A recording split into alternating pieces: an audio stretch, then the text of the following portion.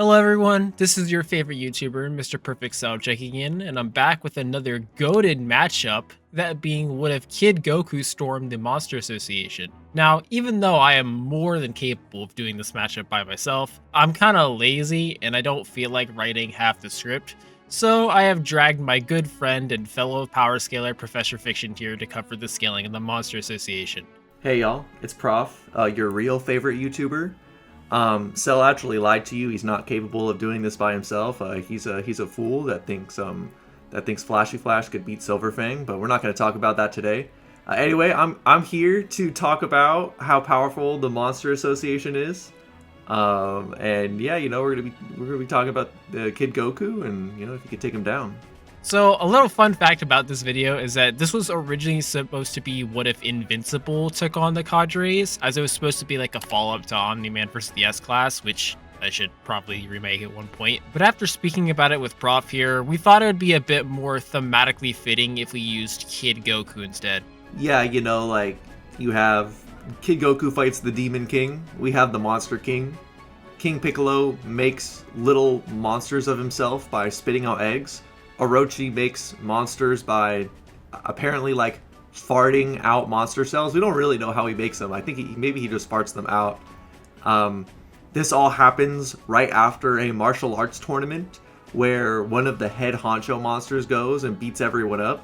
And in the King Piccolo saga, one of his like top soldiers goes around killing all the martial artists. So maybe Goketsu goes to the Tenkaichi instead of Tambourine, and he just bam takes out Krillin. So Goku's out for blood. He wants revenge.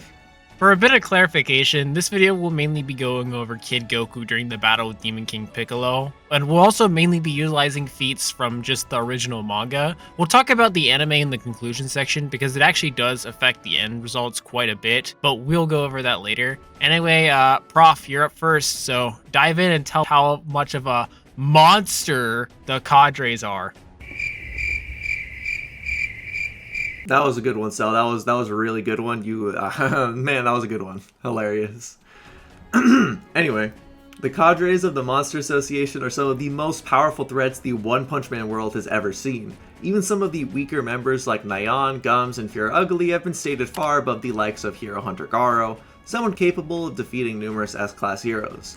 They should at the bare minimum scale over Genos at the beginning of the series, who destroyed a small piece of mountain in the 3rd episode, or possibly higher than Beefcake, who even after destroying an entire city with the swipe of his hand, the Hero Association was not sure if they would give him a threat level dragon, while all the cadres are definitive dragons. Therefore, they'd all at least be in the city level range. More powerful cadres like Overgrown Rover and Homeless Emperor boast impressive feats of destruction with enough energy to destroy mountains. The top tier cadres like Elder Centipede and Rover may be even stronger, seeing as Psychos believes even Tatsumaki might not be able to defeat them easily. It's well known that Tatsumaki played a major part in stopping the Dark Matter Thieves, halting artillery from their starships, which erased the entirety of City A off the map. Tatsumaki can literally flick her wrist and deal with that artillery, which approaches enough energy to destroy a country. Orochi, the Monster King himself, is an entirely different league of power. He is stated to be the ultimate life form many times, the strongest monster, and so powerful even his creator could not measure the upper limits of his strength. When using his full power, Orochi was able to summon a huge chunk of magma from the Earth's core in a pretty short amount of time. For Orochi to do this, the magma must be moving with enough force to destroy a small planet. Surprisingly, the Esper Psychos may be pretty close to this level of power as well. Even when Orochi returned, stronger than ever, he couldn't forcefully bend Psychos to his will, and Psychos even managed to fend off Tatsumaki for a while. The same Tatsumaki that could defend herself from Orochi. Now, obviously Psychos is still weaker, but not so weak she'd be country level versus Orochi's small planet level. The two of them are also capable of fusion. No, not that fusion. Sorry, I'm working with a Dragon Ball fan. By fusing their bodies and submitting to the will of a being called God, Orochi and Psychos became stronger than ever, so powerful they were overwhelming Tatsumaki, who just held off Psychos and Orochi easily. Orochi even thought this power would be enough to defeat Saitama, who just one-shot his normal form. For speed, the cadre should at least scale to Garo once again, who could swap hands with an upgraded version of Genos, more upgraded than when he dodged an onslaught of beams of light. Orochi himself can blitz Awakened Cockroach, who claims to be so fast light cannot hit him. The speedsters among the cadres like Platinum S should skill above heroes like Atomic Samurai and Flashy Flash for pretty obvious reasons. Both of these heroes have feats putting them up to 8 times the speed of light. Among the cadres are an arsenal of different abilities, from high-level martial arts, adaptation, regeneration, cell division on a massive scale, telekinesis, highly potent acids, and many, many more. We'll discuss how Goku might interact with these abilities in the conclusion section. Goku, even from the very beginning of Dragon Ball, was an absolute monster, demonstrating physical prowess far beyond that of normal humans, performing superhuman feats such as shattering boulders or enduring attacks strong enough to shatter stone pillars, which would require anywhere from 5 to 96 kilograms of TNT, enough to shatter small buildings. But as Prof laid out, Genos as early as Chapter 9 was already blowing away chunks of mountains, which is probably a bit more impressive than destroying small buildings. But obviously, as the series progresses, so does Goku's power, and this is showed when Goku eventually surpasses Master Roshi. The old Turtle Hermit, even while holding back, was shown capable of obliterating the entirety of Mount Frypan, a feat that would require around 7 gigatons of TNT, comfortably within island level. Roshi would then later showcase his max power in the 21st Tenkaichi Budokai when he destroyed the moon in order to cancel out Goku's Great Ape transformation.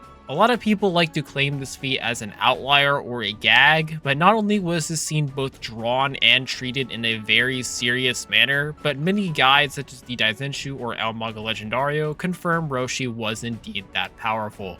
Goku as early on as the Red Ribbon Army Saga arguably surpassed Roshi, as Cord states that Goku may have already outstripped his former mentor, with Roshi himself even stating that Goku may have surpassed him and trains in order to keep ahead of his strongest disciple. But even ignoring all of this, Roshi makes it very apparent that he is incapable of defeating Demon King Piccolo, stating that even if he, Tien, and Chaozu all ganged up on him, they would have no chance of winning. Roshi would instead prefer to use a technique that costs him his own life than fight Piccolo head-on, making pretty apparent that Roshi is inferior to King Piccolo. Goku, after drinking the Super God Water, goes on to fight with a stronger Piccolo on equal terms, eventually killing him with the Uzaru Fist. This should easily place Goku above Roshi and his moon-busting feat many times over. When looking at Goku's speed, we know that even early on he was capable of some insane feats. Goku was able to dodge Tao Pai Pai's pillar, which could travel thousands of kilometers in seconds,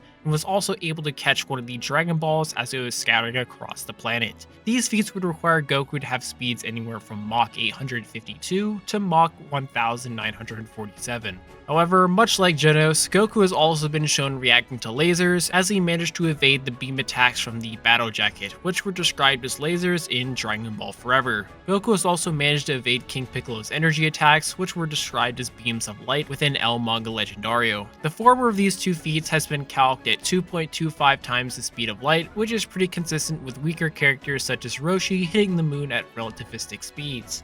On top of having insane power and speed, Goku is also an incredibly skilled martial artist, showing combat prowess rivaling or even exceeding his former mentor. Roshi is considered to be the world's greatest martial artist, one that knows every martial arts technique on the planet, possessing even greater ability than Grandpa Gohan, who is stated to be unrivaled in every form of martial arts.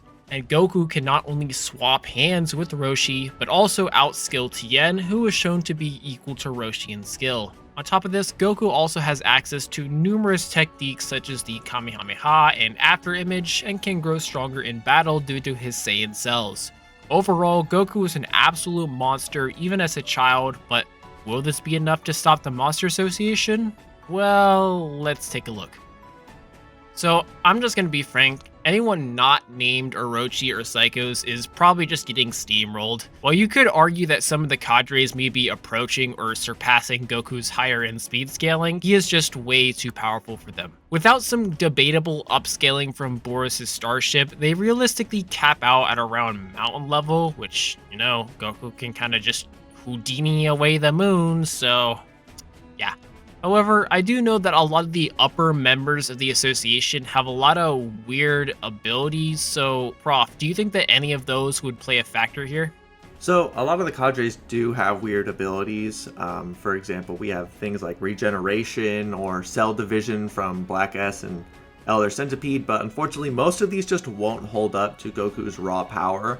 For example, Elder Centipede, he can regenerate from just about anything, but it doesn't really matter when Goku hits him with a moon level Kamehameha and he's just evaporated from existence. Similar things with Black S, who can divide himself into literally 54 trillion pieces of himself. It doesn't really matter much because he's so weak compared to Goku. Even if he punches him 54 trillion times, it's not going to do any damage. A couple things that might be able to pose a threat are Acid from Vomit Fear Ugly if you think Goku has no acid resistance. But we do know that in Dragon Ball Super, Goku can shroud himself in ki to protect himself from poisons and stuff like that. So as long as Goku just isn't standing there with 0 ki defense, then he's probably going to be fine. And then obviously someone like Goketsu, who's just a pretty bare bones martial artist, even though he's pretty good in the world of One Punch Man, he's probably not on the level of knowing every martial art on the planet. Even if you want to think that the Grandpa Gohan and Master Roshi statements are exaggerations, they are still regarded as the absolute pinnacle in that world, whereas Goketsu is just considered pretty good. Now regarding Orochi and Psychos' scaling, both should be in a pretty comparable speed tier to Goku. They all have feats that are vaguely faster than light, a couple times faster than light. It depends on how you decide to take them. The fact that Orochi can just outright speed blitz somebody that can react to light beams is pretty apparent, and then Goku actually reacting to light beams, you get a pretty interesting parallel. The problem is, if you go off the manga only, while Goku is above moon level, you can't exactly make the case that he is so above moon level that he can just fart away small planets, which Orochi should be able to do. And even if you think Goku is that powerful, Orochi can then fuse with Psychos and become so powerful he can just one-shot himself, pretty much. If his base form is small planet level, when he fuses with Psychos, he can literally just one-shot small planet level beings. So that is a bit outside of Goku's pay grade. And on top of that, even if you wanted to say the power is close, then Orochi does have his own martial arts. He is able to copy high-level martial arts at a glance. They have telekinesis. They have their own regeneration and splitting abilities. They can launch like multiple dragons to overwhelm Goku. Usually these things don't matter too much, but because the power levels are close, or if anything, the advantage, then they would pose a pretty significant threat to Goku.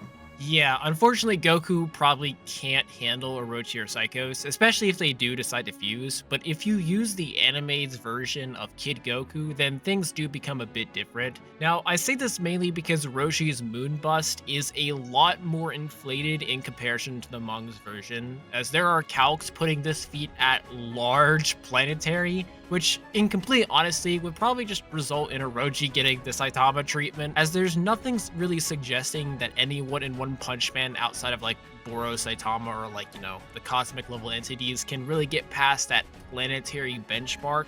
But like we said, without this, Orochi still probably wins. Now, I'd like to thank Prof for joining me in this video, and if you haven't seen his channel, then I would highly recommend it, as he makes some pretty good content. Like, recently he just dropped an in-depth analysis on if Monster Garo fought Goku in the 23rd Budokai, so go check that out and maybe drop him a subscribe. So, now Prof, you get the ultimate responsibility of having the final words of the video, so don't mess up. Aw, damn, okay, I didn't. This is intense. Usually I would never hype up Cell, because he's a fool. But Cell here, he actually does a lot of work for me. He edits a good amount of my videos. So I guess give your support to Cell. And if I have the last words, then I guess Krillin slams Empty Void.